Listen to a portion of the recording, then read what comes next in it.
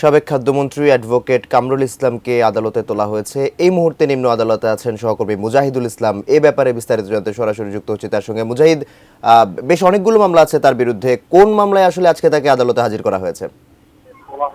এবং এখানে আমরা একটি তথ্য থেকে জানতে পেরেছি যে তাকে হত্যা মামলার জন্য রিমান্ডের আবেদন করবেন পুলিশ, এবং সেই কারণে তাকে ম্যাজিস্ট্রেট কোর্টে তোলা হয়েছে। এবং আরেকটু জানিয়ে রাখতে যে গতকাল উত্তরা 12 নম্বর সেক্টর থেকে কিন্তু তাকে আটক করেছিল ডিবি পুলিশ। এবং আপনি জানেন 5ই অগস্টের ছাত্র জনতা বিপ্লবের পর থেকে কিন্তু আওয়ামী লীগের অনেক হেভিওয়েট নেতারা আত্মগোপনে ছিলেন এবং কেউ কেউ ধরাও খেয়েছেন। এর ভিতর থেকে কিন্তু আন্তর্জাতিক অপরাধ ট্রাইব্যুনালেও 46 জনের বিচার প্রক্রিয়া শুরুও হয়েছে। এবং সেই মুহূর্তে গতকাল রাতেই উত্তরা 12 নম্বর সেক্টর থেকে তিনি আটক হয়েছিলেন, এবং সেই আটকের পর কিন্তু আজকে তাকে আদালতে তোলা হয়েছে। এবং এই সাবেক যে সংসদ সদস্য কামরুল ইসলাম, তিনি কিন্তু ঢাকার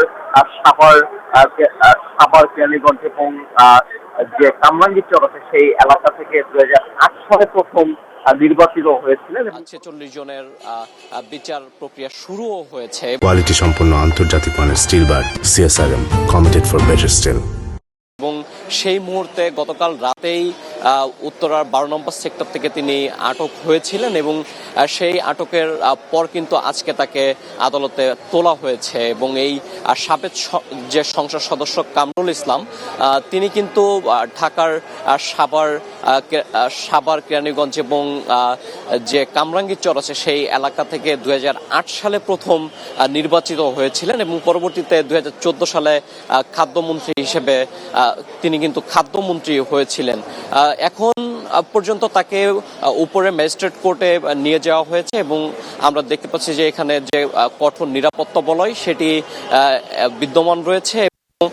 এর আগেও কিন্তু সিএমএম কোর্টে নানা অনাকাঙ্ক্ষিত ঘটনা ঘটেছিল, যার কারণে আরো বেশি নিরাপত্তা জোরদার করা হয়েছে।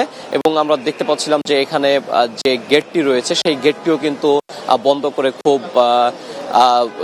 সতর্কতার সাথে ঢোকানো হচ্ছে সবাইকে। এবং এখানে যে নিরাপত্তার যে বলয় সেটি বেশ জোরদার করা হয়েছে। আমরা বিস্তারিত হয়তো কিছুক্ষণের ভিতর জানতে পারবো যে আসলে তাকে রিমান্ড দেওয়া হয়েছে কিনা বা আদালতে প্রেরণের করা হবে কিনা, সেটি আসলে সিএমএম কোর্টের যে ম্যাজিস্ট্রেট রয়েছেন তিনি শুনানি শেষে আসলে সবকিছু জানা যাবে। এই মুহূর্তে মাহাতির, আমার কাছে সিএমএম কোর্ট থেকে আপাতত এই ছিল সর্বশেষ।